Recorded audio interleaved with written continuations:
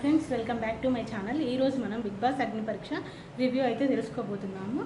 Top 15లో ఉన్న contestants వాళ్ళ పర్ఫార్మెన్స్తో ఆడియన్స్కి మరి కాస్త దగ్గర అవుతున్నారు. వాళ్ళ పర్ఫార్మెన్స్ చాలా బాగున్నట్లయితే ఆడియన్స్ ఓట్స్ కూడా వేస్తున్నారు ఎవరెవరు బిగ్ బాస్కి వెళ్ళాలి అని చెప్పి. అసలు మనం బిగ్ బాస్కి వెళ్ళిన తర్వాత మనకు టైం మారుతుంది అని బిగ్ బాస్కి వెళ్తారు కదా. అసలు అక్కడికి వెళ్ళిన తర్వాత మనం చూడలేదే మనకు టైం గురించి తెలియదు. దాని మీదనే జడ్జెస్ అందరూ ఒక టాస్క్ ఇచ్చింది. ఈరోజు అంటే 28/8/2025లో ఒక టాస్క్ ఇచ్చిళ్ళు. ఆ టాస్క్ ఏంటంటే 15 మందికి 15 బాక్సులు అట్ట బాక్సులు పెట్టిళ్ళు. అందులో కళ్ళకు గంతలు కట్టుకొని 15 మంది 15 బాక్సులలో ఒక్కొక్క బాక్స్లో కూర్చోవాలి.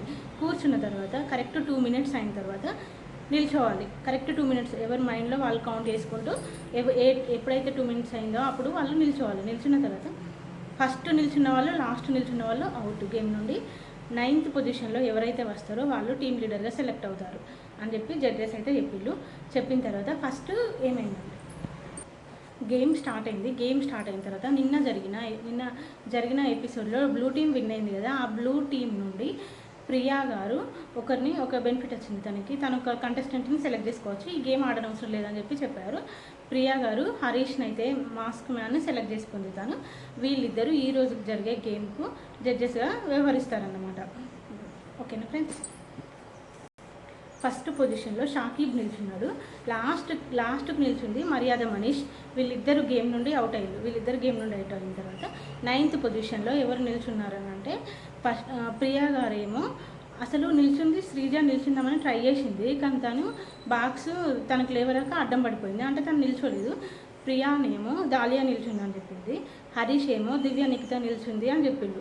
దీనికి జడ్జెస్ సంచాలకులుగా మీరున్నారు కాబట్టి మీరిద్దరు కలిసి ఒక డిసిషన్ తీసుకోండి, ఆ డిసిషన్ మీదనే మేము చెప్తామని చెప్పారు. అప్పుడు వాళ్ళిద్దరు కలిసి దాలియా 9th పొజిషన్లో నిల్చుంది అని చెప్పారు. దీనికి జడ్జెస్ 2 టీములుగా డివైడ్ చేశారు. బ్లూ టీం నిన్న విన్ అయిన blue team Priya winner, Priya captain.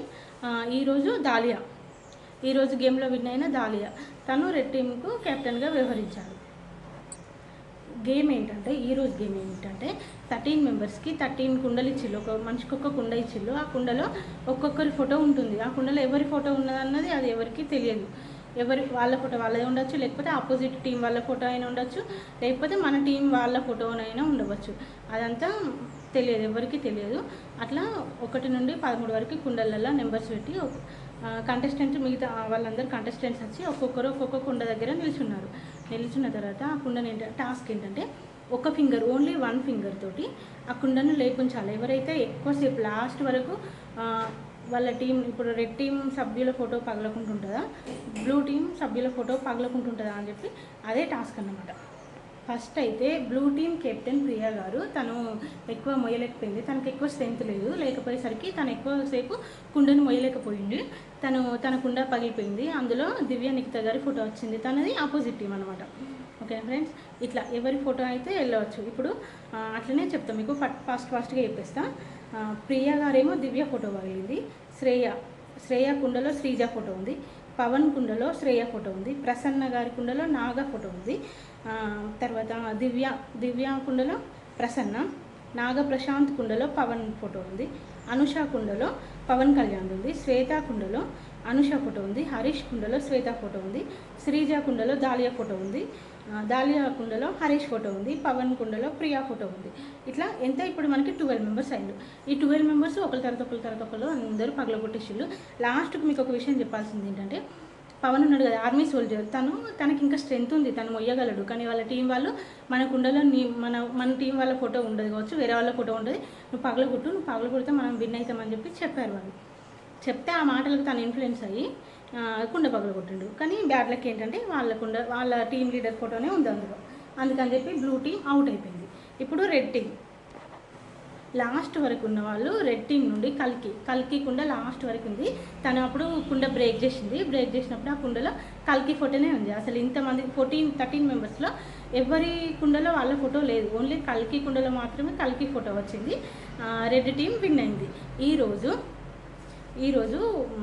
Best పర్ఫార్మెన్స్గా కల్కి గారు ఓట్ అప్పీల్కి వచ్చారు. తను ఓట్ అప్పీల్ గురించి చేసుకున్నారు. చాలా బాగా అనిపించింది.